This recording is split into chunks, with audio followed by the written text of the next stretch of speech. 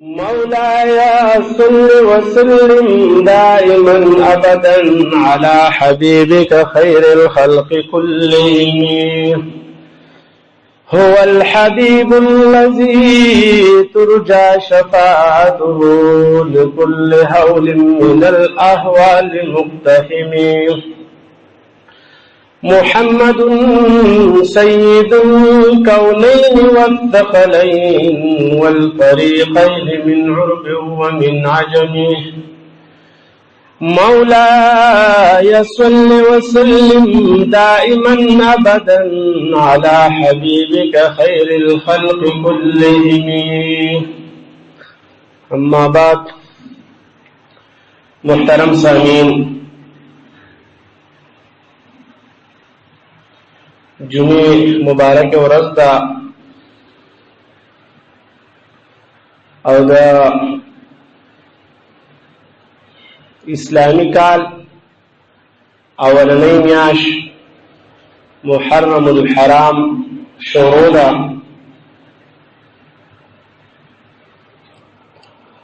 چې نن د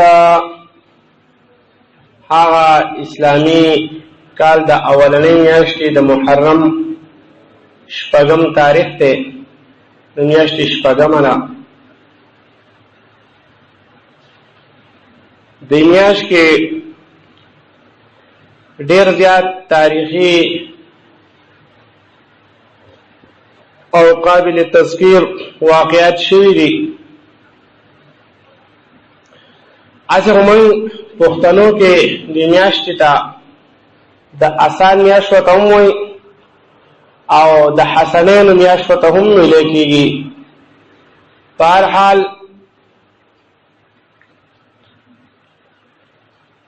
هغه د کربلا درناکه واقعه، افسوسناکه واقعه، اگر چې هغه هم د دې میاشتې په 10 تاریخ باندې د عاشورې په ورځ راغلې ده. خدای یو مسله ځان سره یاد ساتئ چې د محرم د میاشتې شرافت او عظمت او حرمت چې دی نو دغه هم یو واقعه ده، خو د دې نه مخکې داسې واقعات شوي دي چې هغې دا میاشت او دا ورځ قابل عظمت او قابل قدر، قابل تذکیر ګرځولې ده. حدیث مبارکوں کے راضی امام مسلم رحم اللہ سے مسلم شریف کی حدیث مبارک ذکر گئی، نور کتابوں میں راغستے رہے. چکلا نبی کریم صلی اللہ علیہ وآلہ وسلم مدینہ منورہ تا ہجرت فرمایلو. فوجدوا اليهود، دی مسلمانانو یهودیان بیا موندو چې هغه به د محرم د 10 تاریخ روزه نیوه. حضور علیه الصلاۃ والسلام ته تپوس فرمایي وای دا څه وجه ده چې تاسو ای یهودو د 10 محرم روزه نیسئ؟ هغه وای ځکه قد انجى الله تعالى فيه موسى عليه السلام، وی الله جل جلاله په دې ورځ باندې حضرت موسی علیه السلام له نجات ورکړلې، خلاصې ورکړلې بنی اسرائیل ته، زموږ مشرانو ته، او فرعون په دې ورځ باندې غرق کړی په رود نیل باندې. نبی علیہ الصلوۃ والسلام فرمایي نحن احق منکم بموسی، یاره ستاسو ای یهودو ستاسو د موسی علیه السلام سره دومره محبت نشته دی څومره محبت او تعلق چې زمونږ د موسی علیه السلام سره دی. نو حضور علیه السلام صحابو ته حکم فرمایلو چې تاسو دا روزه چې ده تاسو ونیسئ. په هر حال زما مقصد ته دې نه دا دی چې د حضرت موسی علیه السلام له نجات او د فرعون غرقېدل، فرعون چې غرق شوی دی نو هغه هم دا د محرم 10 تاریخو، هغه تاریخي واقعه چې فرعون د لکونو لشکر سره تباه شوی دی او موسی علیہ السلام سره د بنی اسرائیل په لکونو په تعداد کې بنی اسرائیل لی موسی علیہ السلام له الله جل جلاله نجات او خلاصې ورکړې ده. دا واقع هم په دې لسم محرم باندې د عاشورې په ورځ راغلی ده. کتابونه ذکر کوي چې از سیدنا آدم علیه السلام جنتنا وتل جدید هغه توبه چې کومه قبول شي هغه هم په دې ورځ باندې شوی ده. د حضرت نوح علیه السلام کشتی چې شپږ میاشتې په مخ د ځمکه باندې طوفان او د بر نه به هم اوبه وي د لاندې نه هم اوبه، او نوح علیه السلام سره د خپل مسلمانانو یو څو ملګرو نه په کشتی کې سورو. شپږ میاشتې پس الله جل جلاله حکم وکړو یا سماء اقلعي ماءک ویا ارض ابلعي ماءک، ای اسمان اوبه نورې بندې کا او ای ځمکې اوبه نورې راکاږه. بس د خدای حکم وشو،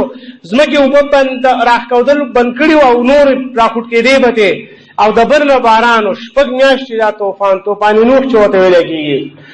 دا هغه نوح علیه السلام چې الله تعالی نجات ورکړو سره د خپلو ملګرو نه، او کشتی واستوت علی الجودي وقیل بعدا للقوم الظالمین. کشتی چې دا هغه په جودي غر باندې ودرېدله چې اوس هم د هغې آثار شته، او نوح علیه السلام له الله نجات ورکړو. نو کتابونه ذکر کوي مفسرین حضرات اصحاب سیر و تاریخ چې دا ورځ چې وه نو دا د دې لسم محرم د عاشورې ورځ وه. په دې ورځ باندې الله تعالی نوح علیہ السلام نے نجات ورکو، په دې ورځ باندې الله تعالی موسی علیہ السلام نے نجات ورکو، او په دې لسم محرم باندې الله جل جلاله حضرت یونس علیہ السلام چې کله هغه مہی تیر کو او هغه د مہی په خېټه کې پروت ته، خو د هغې باوجود د خدای ذکر نه هېرې. ګوره موږ نن په عام حالاتو کې زموږ د خدای ذکر چې دی هغه هېرې پاتې. نو یونس علیہ السلام د مہی په خېټه کې دی، په هغه سختو تیارې ګورې فی الظلمات قرآن مجید کې الله فرمایي په تیارو کې دی. یو د سمندر تیاره ده، سمندر په ویښ کې دی، یو د مہی د خېټې د نس تیاره ده، او بل د شپې داسې حالات په یونس علیہ السلام راځي، او په هغه حالت کې الله تعالی فرمایي چې یونس علیہ السلام زنی مه هېر کړی. دا تسبیح به ویله چې لا اله الا انت سبحانك انی كنت من الظالمین. الله فرمایي فلولا انه كان من المسبحين للبث في بطنه الى يوم يبعثون. وای کدی یونس علیہ السلام دا تسبیح نه ویلې نو د قیامت ته ورځې پورې به دی د مہی په خېټه کې پروت. د لبیسه خدا دغه تسبیح برکاتو چې الله جل جلاله حضرت یونس علیہ السلام لا د مہی د خېټې نه ول الله تعالی نجات ورکو، او روغ صحیح سلامت بیا هغه د مہی د خېټې نه بهر کوت. هلته اکسیجن کم دی، نو د ساه څنګه اخیستو، یو سمندر دی بل د مہی ګېډه ده، خو خدای پاک چې ساتي نو هغه بیا داسې ساتي. هغې ته بیا د ظاهري اسبابو ضرورت هم نشته چې خدای پاک ساتي. دومره قدرت والا ذات دی چې د هغه لا یسأل عما یفعل، د هغه نه تپوس نشي کولی، څوک چې تپوس نشي کولی. او داسې بیا چې ځمکې ته یې راوغورځو نو په داسې برابر حالت وانبتناه علیه شجرة من یقطین، د کدو ونه پې الله تعالی راوخېژوله، د کدو ونه پې راوختله، او هغه ونه چې د هغه بالکل په ده باندې خوره شوه چې وجود یې کمزوری شوی دی. بعض روایتو کې 3 ورځې راځي، بعضو کې 10، بعضو کې مشهور قول مطابق 40 ورځې د مہی په خېټه کې تېرې کړلې، بالکل وجود یې کمزوری شوی دی. کدو چې یاره دا داسې چې یاره د مچانو نه د ماش وغیره د هر شي نه دی بالکل محفوظي. او تفسیر جلالین ذکر کوي چې باقاعده یو ځنګلي چیلۍ چې هغه خو د انسانانو سره ناواقفه ناشنای تختې دي، خو هغه به راتله او دله به مطلب دار خپل تی به وله په خوله کې ورکو. یونس علیه السلام به هغه خوراک کو، الله تعالی وله داسې پروګرام سیټ کو. نو هغه یونس علیه السلام متعلق کې تفاسیر ذکر کوي چې هغه د مہی د خېټې نه الله تعالی وله نجات او خلاصې ورکړلې، هغه هم دا د عاشورې د لسم محرم ورځ وه، د دې میاشتې د لسم تاریخ. نو مقصد مې دا دی چې په دې کې د نبي علیه السلام نه مخکې هم ډېر تاریخي واقعات شوي دي. لکه دغه حدیث مبارکه ثابته شوه بیا د حضور علیه السلام نه وروستو چې کله کوم حضور علیه السلام په خپل ژوندانه کې د هغې تذکیره به کوله، ذکر به یې کو. یو ورځ نبي علیه السلام ډېر زیات خفه پریشانه ناست دی. تپوس دې کېږي یا رسول الله صلی الله علیه وسلم تاسو ولې خفه یې؟ نبي علیه السلام وایي اوس جبریل علیه السلام راغی او ما ته هغه خوره وخوه، د کربلا هغه خاورې ما ته وخوه، هغې را مخکې کړه چې په کومه خاوره باندې به زما دا بچي چې دي چې زما سره انتهایی محبت دی امام حسین رضی الله تعالی عنہ چې دی په کوم ځای باندې شهید کیږي هغه خاوره هغه ویني ماته پیش کړه ځکه پریشان او خپه ناست یم انتهایی پریشانه خپه او بعض صحابه کرامو ته نبی اسلام خوفیه ته وردا ویلي وو چې داسې یو لویه واقعه به راځي ګوره څنګه چې د قیامت د ورځې پورې نبی اسلام هره واقعه بیان کړله دا خانه کعبه کې به دا چل کېږي زما په امت کې به دا کېږي د دجال واقعه د عیسی علیه السلام امام مهدي دا چې څومره واقعات دي دا نبی اسلام تفصیلا بیان کړي نو دا حضرت ابو هريره رضی الله تعالی عنہ حدیث مبارک کې راځي هغه به دعا کوله یا الله ما 60 هجری تمام رسوا خدای 60 هجری نه مخکې مې وفات کی او د مر سوال منم دی او خدای هغه منظر ماته مخایا چې کوم منظر نبی اسلام ماته بیان کړل چې زمانہ سه چې دا شهید کیږي زما اهل بیت په شهیدان کیږي یا الله هغه وخت تمام رسوا بس اقو شوه هغه د حضرت ابو هريره رضی الله تعالی عنہ د وفات کې درې قول دي د علما 57 هجری 58 هجری 59 مشهور 59 هجری 59 هجری کې هغه وفات شو 60 کې بیا د کربلا د عظیم واقعه چې د 60 هجری کې رااله نو مقصد دا دی چې هغه نبی رسول الله ته مخکې اشاره وته کړې و مختلفو موقعو باندې نبی رسول الله په حضرت امام حسن امام حسین رضی الله تعالی عنهما سره نبی اسلام به انتها محبتو دومره محبت حدیث مبارکو کې راځي حضور علیه السلام به یو په یو غاغسته او بل په بل وګ باندې داسې ګرځاو وي په مانځ کې سجده دومره وګد شو چې دا هغه سجده په حالت کې صحابه کرام موږ ویریدو چې حضور علیه السلام روح مبارک پرواز وکړه چې چلو شو دومره وګد سجده چې موږ سلام لرسو حضور اسلام نه تاسو کیږي نو نبی رسول الله حسن حسین راغلي او زمام لا تختلی نو مای که پاسما نو د ماشومان نه غورځيږي خوږيږي رانه او که مطلب دا نه پاسما نو دا سیدو کیږي همای چې د سیدو وګشي مونږ وګشي نو چې کله غولر شنو زعلا د تقریر په دوران کې او پیر حضور علیه السلام منبر نه راکوش شو او خپل کړه بیا منبر ته واپس راغی خطبه شروع کړ خپل دومره محبت ته وسره او نبی رسول دوام کړلا و یا الله څوک چې د حسن حسین سره محبت کې خدای ته وسره محبت وکړي خدای چا چې د حسن یا الله اللهم انی احبهما خدای زه په دې دواړو مین یم زه په دې حسن حسین مین یم او خدای څوک چې وسره محبت کوي نو خدای ته وسره محبت وکړي د حسن حسین رضی الله تعالی عنهما سره او بیا نبی رسول دومره فرمایلی چې الحسن والحسین سیدا شباب اهل الجنه کوم نوجوانان چې وفات شي په دنیا کې په ورځ د قیامت بعد د جنتی نوجوانانو سرداران د جنتی نوجوانانو سرداران چې دا به حسن حسین وي دا به د جنت کې خلک خو به ټول نوجوانانی خو کوم کسان چې په جوانی کې وفات شي دا هغه سرداران چې حضور علیه السلام فرمایي چې حسن حسین چې دا به داغو سردارانی او بیا نبی رسول الله وی دا حسن حسین زمات ګلونه دی وای دا زمانه جنت ګلونه دی بهر حال هغه دومره محبت هغه د حضور علیه السلام انتهایی محبت هر ټیم به حضور علیه السلام دا خپلول غي کې به سره یو صحابي عرض کوي یا رسول الله صلی الله علیه وسلم زما خو لزه من دماغ یو نه خپل کړي نو نبی رسول الله صلی الله علیه من لا يرحم لا يرحم سوچ په بل رحم نه کې پاغوم رحم نه کیږي ته په ماشومان سره محبت کو پتا به استاد سره خله محبت کوي ته سره محبت نه کوي نو استاد سره محبت نه کوي بهر حال مقصد ملاره چې هغه دومره محبت ته حضور علیه السلام صفه دغه لازم تاریخي واقعه په اسلام کې موږ ته تعلیم دار چې غم او درد چې د درې ورځې زیات منوال دا من دي صفه خپل تاریخ مسلمانانو یاد ساتل پکاري چې موږ سره دا واقعه شوې دي زموږ په اسلام باندې دا تیر شوې دي پاتې کوم پاکستان کې زیات یا خاص کر ایران شو بحرین دې ځنه کې راکم وحل چکیږي کم تکول شیعه چې کې د دې په اسلام کې هیڅ قسمه ثبوت نشته قرآن حدیث د دې نه سخت منع کړل چیرې ځان وحل ځان تکول بلکې زموږ علماو ذکر کړلی چې تورې جامع غوستل خو جایز دي تا غوستې شي په هر موقع خو په محرم کې په تورې جامع نه غوندي چیرې ته چې زره غم اظهار وکما حسن حسین په دې ور شهید نه د غم خورل تیر شي دی هغه ته الله د شهادت مقام ورکړی دی سبا تاریخي واقعیت ساتل دا هو تذکره کول دا عبادت ته د نیکانو خلقو تذکره کول عبادت ته په دې باندې الله تعالی اجر او ثواب ورکړي د نیکانو خلقو په تذکره باندې الله تعالی رحمت راوړيږي تنزل الرحمت عند ذکر الصالحین روایت کې راځي چې کوم د نیکانو خلقو تذکره کیږي التا د الله رحمت خدا ځان وعال یا جړل شو یا ځان پوری جامع چول شو د غم اظهار کول زمونږ احناف علماء دا ذکر کړلی باقاعده بلکې اعلی حضرت سے پتاور رسول کی ذکر گئی چې تورې جامې اغوستل په محرم کې دا ممنوع او منع دي، دا د شیعاګانو سره مشابهت دی او ممنوع او منع کار دی. دغه نو اوسیب نفسي هغه واقع چې زموږ په اسلافو باندې زموږ په مشرانو هغه څومره قرباني ورکړله. مختصر دا چې حضرت امیر سیدنا امیر معاویه رضی الله تعالی عنہ داغه خلافت او داغه د خلافت نه وروسته هغه په ښه طریقه باندې خپل ژوند حضور اسلام ته دوام کړله. د حضور اسلام صحابي دی. بیا هغه لګېدل چې حسن حسین ته دغه غلطي ته وشوه چې حسن حسین ته خلاف دغه ورکړو د حسین رضی الله عنه خلاف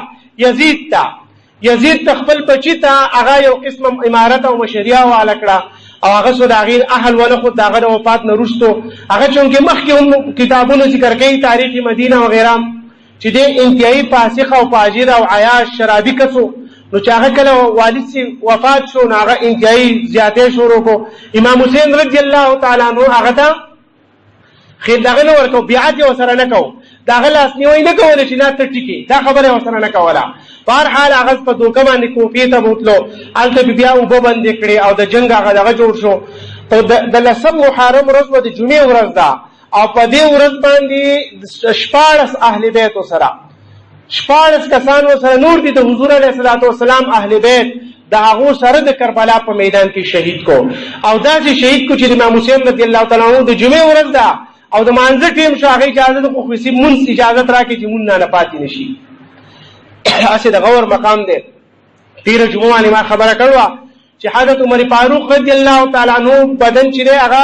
شپږ وځه په خنجر باندې داغه کلمې والے شوې دي. داغه کلمې چې دی هغه خوسي دي پوری راپوری ته چړې وتی دي، خو چې د مانځه ټیم شنه هغه مانځه کې شریکېږي. و انه لا حظ فی الاسلام من ترک الصلاه، چا چې وایي مونځ پرېښود د په اسلام کې هېڅ څه نشته دی، سره مسلمان نه دی. حضرت عمر فاروق رضی الله تعالی عنہ وایي په مانځه کې شریک کېږي.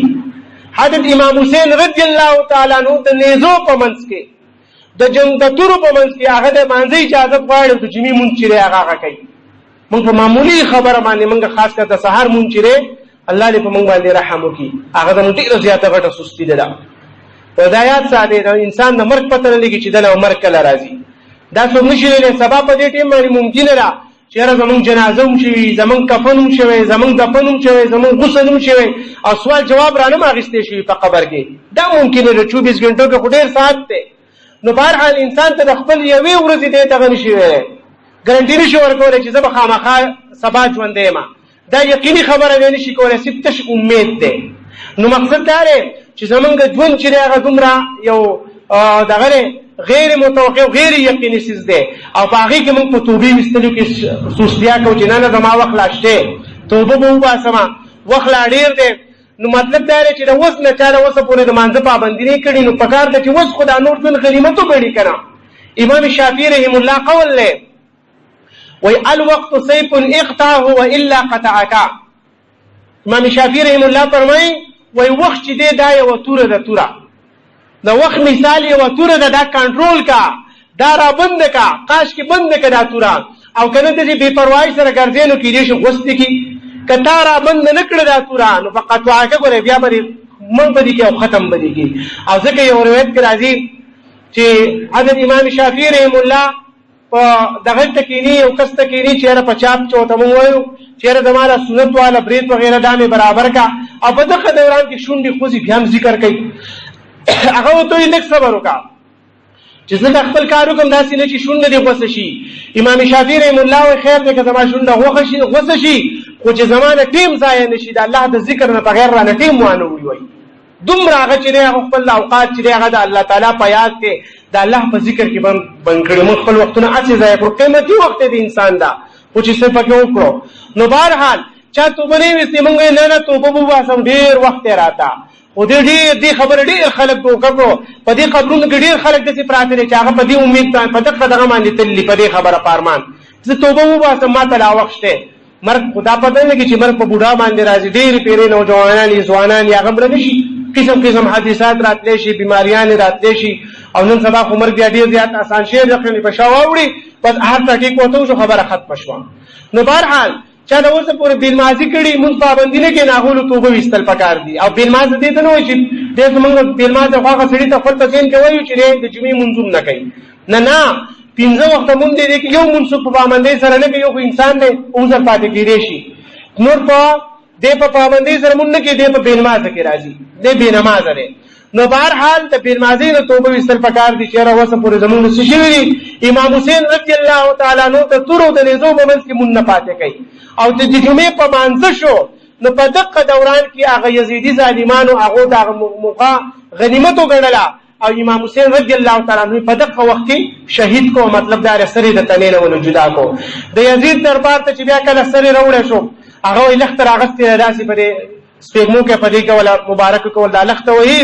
یو صحابي ناست هغه پاسه او یزید ته په دې الفاظ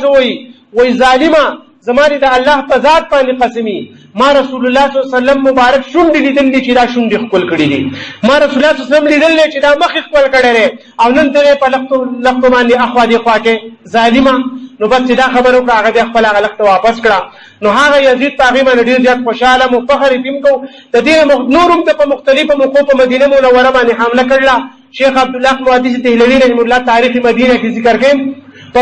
دغه مخیر غلي چې په مدینه منوره کې څو ورځې بانګ نه ویل شوی په مسجد نبوي کې اذان نه شوی دي ظالم په مسلمانانو باندې حمله کړو مطلب دا دی چې خلک د مدینه منوره نه من کړل په مکه معظمه باندې حمله کړل الته ظلم او بربریت خپل کړل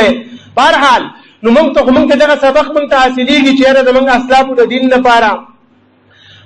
دغه لپاره چیرې دې نه حق باچا ته هغه پلاس کې لاس ورکم بیعت وکم د قیامت د ورځې پورې دا یو دلیل جوړی چې امام حسین چې د یزید دغه کړو داغه سره بیعت کړو هغه لاس ورنکو او په دې موږ ته دا تعلیم پرې خو چې ګورا مونږ چې نمازي شق ادا وته کنه مونږ چې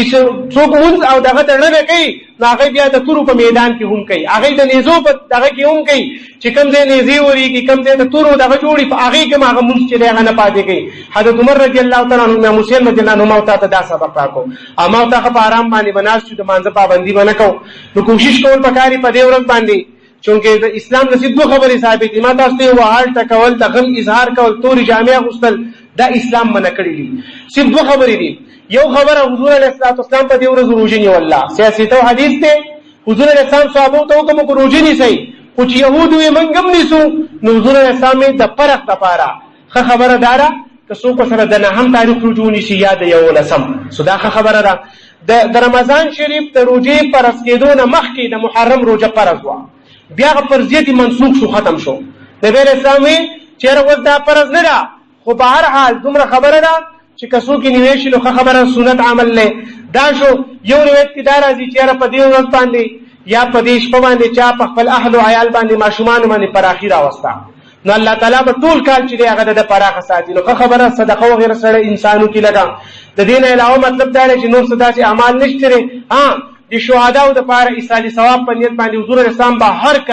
کال کې ورځ مقرر کړو د احد شهداو له بتوال ته شهیدانو مزارات او قبرونو لا یو سړی برکات نه پلو کی او مطلب د خپل مشران ته هغه ثواب چې هغه وتا او بخي د شهداو ته کربلا شهداو ته اهل بیت ته اسم حضور اسلام دوا کړلا چې خدای څوک د حسن حسین سره محبت کینې تو سره محبت وکي نو د هغه دوا په بنیاد باندې صدقه کی یا نه پلو کې هغه ته ثواب وبخي محبت په نیت باندې ایصالي ثواب لپاره دا غډیره زیاته خبره ده او نبی اسلام فرمایي وي افضل الصيام